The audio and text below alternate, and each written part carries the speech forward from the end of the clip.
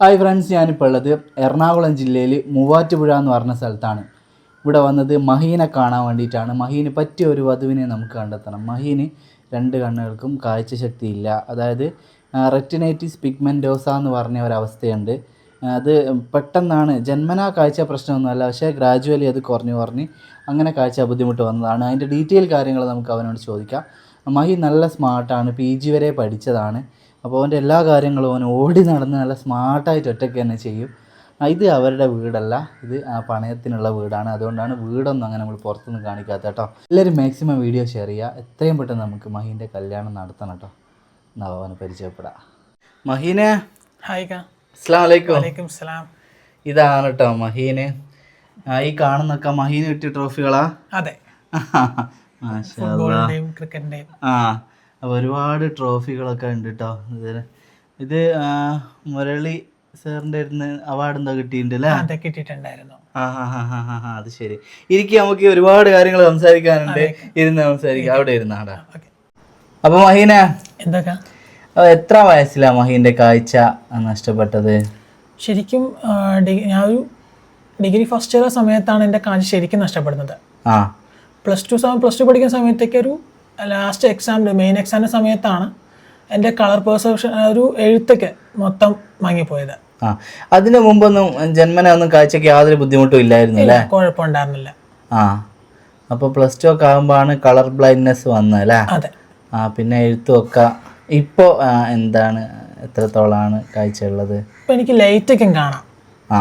നമ്മളൊരു bulb ഇട്ടതായിട്ടൊക്കെ feel ചെയ്യുന്നുണ്ട് അല്ലേ? പക്ഷെ അത് ക്ലിയർ അല്ല അല്ലേ? പിക്ചറും ഒന്നും ക്ലിയർ അല്ല. പക്ഷെ ലൈറ്റ് ആണെങ്കിൽ നമുക്ക് മനസ്സിലാക്കാൻ പറ്റും വെള്ളയാണ്. ലൈറ്റ് ഒക്കെ മനസ്സിലാക്കാൻ പറ്റുന്നുണ്ട്. അതെ. അപ്പോൾ റെറ്റിനൈറ്റിസ് പിഗ്മെന്റോസ ആണ് അല്ലേ? അതെ. അപ്പോൾ ഈ റെറ്റിനൈറ്റിസ് പിഗ്മെന്റോസ എന്ന് പറഞ്ഞാൽ അത് നിങ്ങൾക്ക് ഗൂഗിൾ ചെയ്താൽ നിങ്ങൾക്ക് അതിൻ്റെ ഡീറ്റെയിൽ ആയിട്ട് കാര്യങ്ങളൊക്കെ മനസ്സിലാവും. അതായത് ജന്മന ഉള്ള വിഷയമല്ല, ഇവരുടെ അത് പുകയാണ്. നമുക്ക് 40-ാമത്തെ വയസ്സിലും 50-ാമത്തെ വയസ്സിലൊക്കെ റെറ്റിനൈറ്റിസ് പിഗ്മെന്റോസ വന്ന ആൾക്കാരുണ്ട്. അതായത് അത് നമുക്ക് ആദ്യം എപ്പോഴാണെന്ന് മുൻകൂട്ടി അത് ടെസ്റ്റ് ഒക്കെ ചെയ്താൽ മനസ്സിലാവും. പക്ഷേ ഒരു സാധാരണക്കാരെ സംബന്ധിച്ചിടത്തോളം അത് ആരും ചിന്തിക്കില്ലല്ലോ അല്ലേ? ഇങ്ങനൊരു വിഷയം ഉണ്ടാവും എന്നുള്ള ആരും ചിന്തയിൽ വരില്ല. അതുകൊണ്ട് തന്നെ പെട്ടെന്ന് വന്ന ആൾക്കാരൊക്കെ ഒരുപാടുണ്ട്. ഇതെന്ന് പറഞ്ഞാൽ എന്ന് വിചാരിച്ചിട്ട് മഹീന് അവൻ്റെ കാര്യങ്ങൾ ചെയ്യാനൊന്നും യാതൊരു ബുദ്ധിമുട്ടുമില്ല. നല്ല സ്മാർട്ടായിട്ടുള്ള ആളാണ്. അവന് ഈ ലോകം മൊത്തം കണ്ടിട്ടുണ്ട്. പ്ലസ് ടുവിന് ശേഷമാണ് ഈ ബുദ്ധിമുട്ട് വന്നത് അല്ലേ? അതെ. അപ്പോൾ ഞാൻ പറഞ്ഞു PG ആണല്ലേ കഴിഞ്ഞത്? PG കഴിഞ്ഞു. ഏതായിരുന്നു കോഴ്സ്? MA മലയാളം. അതിനുശേഷം വേറെ എന്തെങ്കിലും പഠിച്ചിരുന്നോ? ഇപ്പോൾ നിലവിൽ PG കഴിഞ്ഞ് നിൽക്കുകയാണ്. ഇനി ഇപ്പോൾ PSC ഒക്കെ എഴുതുന്നുണ്ടോ? PSC എഴുതുന്നുണ്ട്, റെയിൽവേ റിക്രൂട്ട്മെന്റ് ചെയ്യുന്നുണ്ട്, സ്റ്റാഫ് സെലക്ഷൻ ചെയ്യുന്നുണ്ട്. പിന്നെ പൊതുവെ കൂടാതെ ഇപ്പം ഞാൻ ചെറിയൊരു പ്രൈവറ്റ് സെക്ഷനിൽ ഒരു എൻവിഷൻ എന്നൊരു ഏഷ്യാനെറ്റ് ബ്രോഡ്ബാൻഡ് കീഴിൽ ചെറിയ ജോബ് ചെയ്യുന്നുണ്ട്. അതെവിടെയാണ്? എറണാകുളം സൗത്തിൽ. അത് അവിടെ എന്താ മഹീന് ജോബ്? അവിടെ ടെലികോളിംഗ് ആണ്.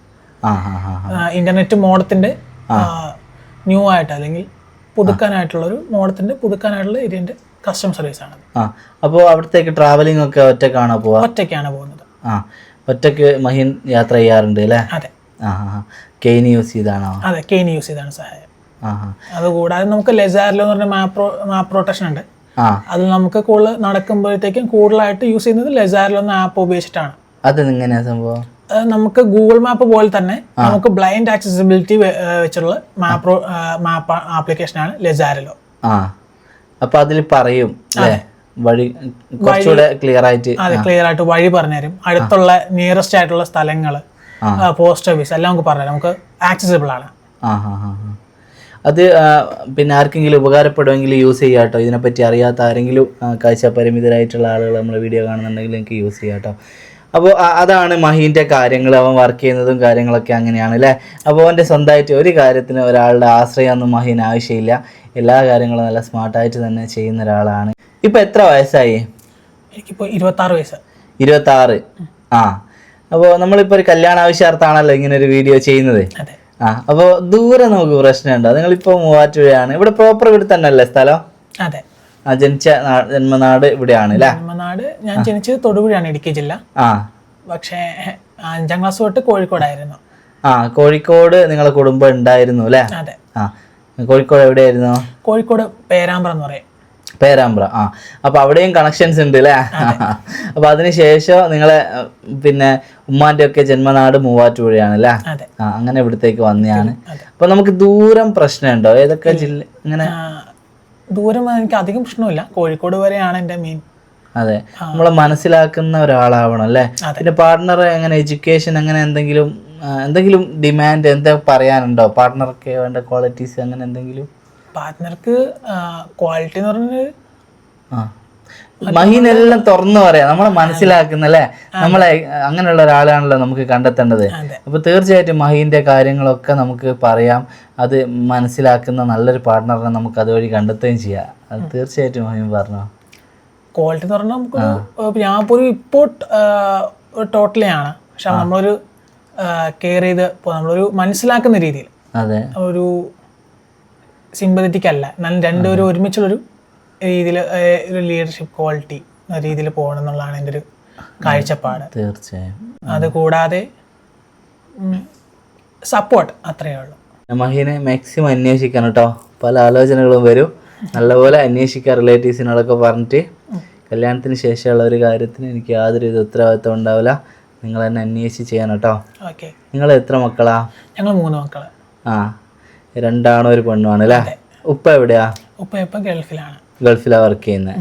അതെ അതെ അതെ. മഹീന് സ്പോർട്സിലുണ്ട് അല്ലേ? അതെ. ഏതാ സെക്ഷൻ? ക്രിക്കറ്റ് ഉണ്ട്, ഫുട്ബോൾ ഉണ്ട്, അത്ലറ്റിക്സിലുണ്ട്. അത് ബ്ലൈൻഡ് ക്രിക്കറ്റ് അല്ലേ? അതെ. അപ്പോൾ അതില് പിന്നെ നാഷണൽ ലെവലിലൊക്കെ പോയിട്ടുണ്ടോ? ഫുട്ബോളിൽ പോയിട്ടുണ്ട്. ക്രിക്കറ്റ് ഇപ്പോൾ നിലവിൽ ഡിസ്ട്രിക്റ്റ് ആണ്. അപ്പൊ നമുക്ക് സ്പോർട്സ് കോട്ടയിലും ആ ഒരു ഗവൺമെന്റ് ജോലിയെല്ലാം എത്രയും പെട്ടെന്ന് കിട്ടാനുള്ള സാധ്യത ഉണ്ട് അല്ലേ? അതെ, തീർച്ചയായിട്ടും എത്രയും പെട്ടെന്ന് ഗവൺമെന്റ് ജോലി മഹീന് കിട്ടും, അതിൽ യാതൊരു സംശയമില്ല. കാരണം അത്രയും കഴിവ് അവനിക്കുണ്ട്, അതിനുവേണ്ടി എഫേർട്ട് എടുക്കുന്നുണ്ട്. അപ്പോൾ പിന്നെ ഇപ്പം പ്രൈവറ്റ് സെക്ടറിലാണെങ്കിലും ഒരു ഗവൺമെന്റ് ജോബൊക്കെ കിട്ടാൻ ഒരു പ്രയാസവും ഇല്ല എന്നുള്ളതും കൂടെ തീർച്ചയായിട്ടും എല്ലാവരും മനസ്സിലാക്കണം കേട്ടോ. മഹീന്റെ ഉമ്മ ഇവിടെ നിൽക്കുന്നുണ്ട് കേട്ടോ. ഉമ്മക്ക് എന്താ പറയാനുള്ള മഹീനെ പറ്റി? മാഹിനെ കുറിച്ച്, മാഹിൻ നല്ലൊരു മോനാണ്, എല്ലാത്തിനും കഴിവുള്ളൊരു മോനാണ്. പക്ഷെ അവനക്ക് വൈകല്യം സംഭവിച്ചിട്ട് ഇപ്പം 5 വർഷമായി കാഴ്ച കുറഞ്ഞു പോയിട്ട്. പക്ഷേ സ്കൂളിൽ പഠിക്കുന്ന സമയത്തൊക്കെ നല്ല കാഴ്ച ഉണ്ടായിരുന്നു. ഡിഗ്രി സമയത്താണ് അവൻ്റെ കാഴ്ച നഷ്ടപ്പെട്ടത്. പിന്നെ എല്ലാ കാര്യത്തിനും, ഫുട്ബോളിലാണെങ്കിലും ക്രിക്കറ്റിലാണെങ്കിലും പഠനകാര്യത്തിലാണെങ്കിലും എല്ലാം മുൻപന്തിയിലായിരുന്നു. ഒരുപാട് മെഡലുകളും ട്രോഫി സർട്ടിഫിക്കറ്റുകളും എല്ലാം വാങ്ങിയിട്ടുണ്ട് അവന്. പക്ഷെ ഈ കാഴ്ച പോയപ്പോൾ എനിക്ക് ടെൻഷനായിരുന്നു, എങ്കിലും അവൻ നല്ല ധൈര്യമായിരുന്നു. അതെ, കാരണം നമ്മൾ പെട്ടെന്ന് ഒരു കാഴ്ച പോവാന്ന് പറയുമ്പോൾ നമുക്കൊരു വിഷമത ഉണ്ടാവല്ലോ, പക്ഷെ ആ മോനക്ക് ആ വിഷമത ഇല്ലായിരുന്നു. അപ്പോഴും എനിക്ക് ധൈര്യം തന്ന മോനാ. പിന്നെ ഇപ്പൊ ഞാൻ എവിടെയെങ്കിലും പോകണമെങ്കിൽ എന്നെ കൊണ്ടുപോകുന്നത് അവനാ. എനിക്ക് ഇവനുണ്ടെങ്കിൽ ഒരു ധൈര്യമാണ് അവിടെ പോകാനാണെങ്കിൽ തന്നെയും. പിന്നെ ഒരുപാട് ഇങ്ങനെ കളിയിലൊക്കെ വിന്നറായ സമയത്ത് എന്നെ അവിടെ നിന്ന് പഞ്ചായത്തിലേക്കൊക്കെ വിളിച്ച് അവിടുത്തെ ഫാദറൊക്കെ വിളിക്കുന്ന സമയത്ത് എനിക്ക് ഭയങ്കര സന്തോഷമായി. നമ്മുടെ മോൻ വിന്നറായിക്കൊണ്ടിരിക്കുകയാണെന്നൊക്കെ പറഞ്ഞപ്പോ അതിന്റെ ഒരു സന്തോഷം ഒന്ന് വേറെയല്ലേ. പിന്നെ ഇവൻ തന്നെ പറയും, കാഴ്ചയില്ലാന്ന് ഓർത്ത് ഒരിക്കലും വെച്ച് വിഷമിക്കരുത്, കാരണം അതിൽ താന്ന് ഒരുപാട് ആൾക്കാരെ വിഷമം നമ്മൾ കണ്ടിട്ടുള്ളതാണ്. അതുകൊണ്ട് ഇതൊരു വേറൊരു പ്രശ്നത്തിൽ ഉള്ളതല്ല. അപ്പൊ അതുകൊണ്ട് ഞാൻ വിവാഹക്കാരെയൊക്കെ എനിക്ക് ഭയങ്കര സന്തോഷമാണ് ഒരു മോളെ കൊണ്ടുവരണം എന്നുള്ളത്. അപ്പൊ കാഴ്ചയുള്ളൊരു മോളായിരിക്കണം. അവനിപ്പോ ഞാനിപ്പോ അവനോട് പറയുമ്പോഴും അങ്ങനെ തന്നെ കാഴ്ചയുള്ള ഒരാളായിരിക്കണം വെച്ച് എന്നുണ്ട്. പിന്നെ ഇത്തിരി വിദ്യാഭ്യാസവും ഇച്ചിരി ന്യായ അറിവും ഒക്കെ ഉണ്ടെങ്കിൽ നല്ലത് തന്നെ, നമുക്ക് ഹയർ തന്നെ. പെട്ടെന്ന് ഒരു 5 വർഷം ആയിട്ടേ ഉള്ളൂ അല്ലേ മുഴുവനായിട്ട് കാഴ്ച?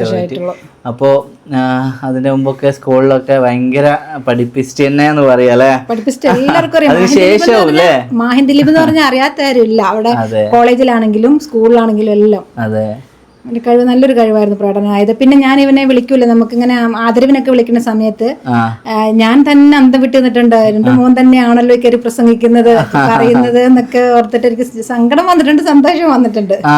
നല്ല പ്രാസംഗികനാണ്. അതൊക്കെ നല്ല പാട്ടൊക്കെ പാടും, പ്രസംഗിക്കാനുള്ള കഴിവുണ്ട്. ഒരു പാട്ട് പാടാണ്ടിന്ന് വിടൂലട്ടാ.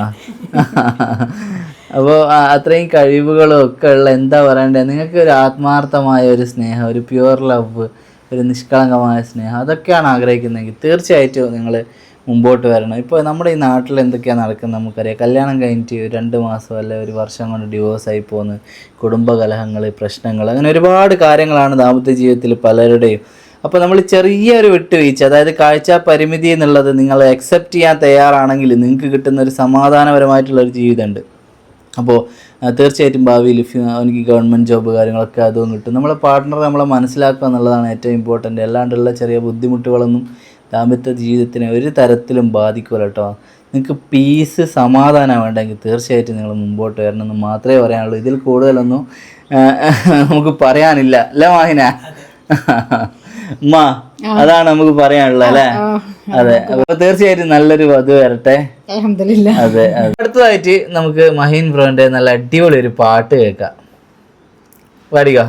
ഉറുമാൽ തുന്നും കൈകളിൽ അറബി പൊന്നിൻ മോതിരം, വെള്ളക്കല്ലിൻ കാന്തിയിൽ തങ്കക്കൊലുസിൻ ചിഞ്ചിരം,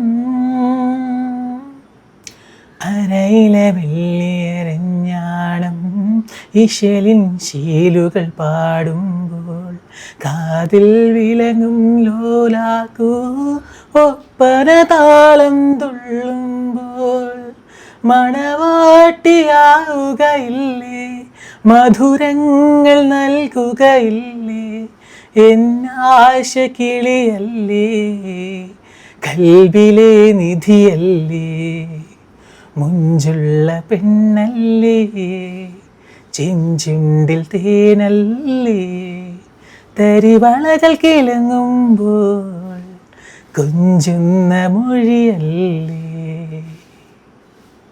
കഴിഞ്ഞോ? മാഷാ അല്ലാഹ്, രണ്ടുപേരും കൂടി പാടുന്നു. സൂപ്പർ ആയിക്കിട്ടാ. ഇനി വേറെ എന്തെങ്കിലും പറയാനുണ്ടോ? ഏറെ പറയാന്ന് വെച്ച് കഴിഞ്ഞാല് ഇപ്പോ വരുന്നൊരു പാർട്ട്ണർക്ക് ഇപ്പോൾ അവരുടെ ഒരു ഫ്രീഡത്തിൽ തന്നെ ഞാൻ വിടുന്നത്. കാരണം വെച്ച് കഴിഞ്ഞാൽ അവർക്ക് ഇപ്പോൾ പഠിക്കാനോ അവരുടേതായിട്ടുള്ള എന്ത് കാര്യത്തിനും ഞാൻ ഫുൾ സപ്പോർട്ട് തന്നെയാണ്. ഇപ്പൊ ഒരു ജോലി ചെയ്യണമെന്ന് ആഗ്രഹം ഉണ്ടെങ്കിൽ ഒക്കെ നമ്മള് സപ്പോർട്ട് ചെയ്യും. അതെ, ഫുൾ സപ്പോർട്ട് തന്നെയാണ്. അതെ, തീർച്ചയായും. അപ്പൊ എല്ലാം മനസ്സിലാക്കി മഹീനെ ചേർത്ത് പിടിക്കാൻ നല്ലൊരു പാർട്ട്ണർ വരട്ടെ ഇൻഷാ അല്ലാഹ്. എന്നാ മഹീനെ ഞാൻ ഇറങ്ങട്ടെടാ. അസ്സലാമു അലൈക്കും. അപ്പോൾ ഫ്രണ്ട്സ്, മാഹിനും പിന്നെ ഉമ്മയും ഒക്കെ പറഞ്ഞാൽ നിങ്ങൾ കേട്ടല്ലോ. അത് മനസ്സിലാക്കിയിട്ട് നല്ലൊരു ആലോചന എത്രയും പെട്ടെന്ന് മുമ്പോട്ട് വരണം. പറഞ്ഞ പോലെ തന്നെ ഭയങ്കര സ്മാർട്ടാണ് ആള്, എല്ലാത്തിനും ഓക്കെയാണ്. അപ്പോൾ അവന് വരുന്നൊരു പാർട്ട്ണർ ഒരു കാഴ്ചയുള്ള ഒരു പാർട്ട്ണർ തന്നെ ആവണമെന്ന് നമുക്കൊരു ആഗ്രഹമുണ്ട്. അപ്പോൾ അതുപോലെ തന്നെ ആവട്ടെ. പിന്നെ അവനിപ്പോൾ വയസ്സ് പറഞ്ഞല്ലോ, 26 വയസ്സാണ് ആയത്.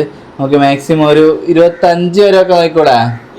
ഒരു മാക്സിമം ഒരു 25 അങ്ങനെയൊക്കെ അതിൻ്റെ ഉള്ളിൽ ഉള്ള വയസ്സൊക്കെ നമുക്ക് നോക്കാം കേട്ടോ. പിന്നെ എഡ്യൂക്കേഷൻ എന്ന് പറഞ്ഞാൽ ഭാവിയിൽ ചെറിയ രീതിയിലൊക്കെ അവന് ജോലിയിലൊക്കെ എന്തെങ്കിലും രീതിയിലൊക്കെ ഹെൽപ്പ് ചെയ്യണമെങ്കിലോ ഒക്കെ ഒരു മിനിമം ഒരു എഡ്യൂക്കേഷൻ, നമ്മൾ ഓവറായിട്ട് അങ്ങനെ പറയാനൊന്നുമില്ല. ഏറ്റവും ഇമ്പോർട്ടൻ്റ് ആണ് മനസ്സിലാക്കുന്ന ഒരാളെ കണ്ടെത്തുക എന്നുള്ളത് തന്നെയാണ്.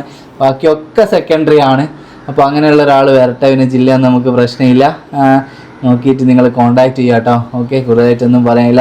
ഞാൻ പറഞ്ഞല്ലോ, കാഴ്ച പരിമിതിയുള്ള ഒരാളെ നമ്മൾ സ്വീകരിക്കുമ്പോൾ നമ്മളെ ലൈഫിൽ ഒരുപാട് കാര്യങ്ങൾ നമ്മൾ കോംപ്രമൈസ് ചെയ്യേണ്ടി വരുന്നൊന്നും ആരും വിചാരിക്കരുത്. ചില കാര്യങ്ങൾ മാത്രമേ നമുക്ക് പിന്നെ നമ്മളത് മനസ്സിലാക്കുക. അപ്പോൾ അവർക്ക് ചെയ്യാൻ പറ്റാത്ത ഞാൻ ചെയ്യാന്നുള്ളത് അത്രയേ ഉള്ളൂ. അല്ലാതെ നമുക്ക് ഒരുപാട് കഷ്ടപ്പെട്ടുള്ള ജീവിതം അങ്ങനെയൊന്നുമല്ല. ഞാനിത് പറയുമ്പോൾ നിങ്ങൾക്ക് അറിയാമല്ലോ, എൻ്റെ വിവാഹം, എൻ്റെ ജീവിതമൊക്കെ എനിക്ക് അറിയാമല്ലോ. ഞാൻ ഒരിക്കലും അങ്ങനെ വിഷമിച്ചിട്ടില്ല. ഞാൻ ഓരോ ദിവസവും ഹാപ്പിയാണ്. അപ്പോൾ എനിക്ക് നിങ്ങളോട് പറയാനുള്ള അവകാശം ഇതുണ്ട്. ഞാൻ ചെയ്തുകൊണ്ട് തന്നെ എനിക്ക് നിങ്ങളോട് തീർച്ചയായിട്ടും പറയാം, നിങ്ങൾ അങ്ങനെ വിഷമിക്കേണ്ടതെന്ന് വരില്ല. കാഴ്ച പരിമിതിയുള്ള ആളെ തീർച്ചയായിട്ടും ഇഷ്ടത്തോടു കൂടി, അത്രയും താല്പര്യത്തോടുകൂടി നിങ്ങൾക്ക് തീർച്ചയായിട്ടും സ്വീകരിക്കാം. യാതൊരുവിധ പ്രശ്നമില്ല. നിങ്ങളുടെ ജീവിതം അടിപൊളിയായിരിക്കും, ഹാപ്പി ആയിരിക്കും. അവരുടെ ക്യാരക്ടർ മാത്രമേ നിങ്ങൾ നോക്കേണ്ടുള്ളൂ. നമ്മളെ മരണം വരെ ഹാപ്പി ആയിട്ട് അവർക്ക് നോക്കാൻ പറ്റുമോ, നമ്മളോട് സ്നേഹം കാണിക്കുമോ, അതൊക്കെയാണ് നോക്കേണ്ടത്. ആ കാര്യത്തിലൊക്കെ മഹീന് ഇപ്പോൾ ഒരാളെ നമുക്ക് സംസാരിക്കുമ്പോൾ ഒക്കെ കുറേയൊക്കെ മനസ്സിലാവുമല്ലോ.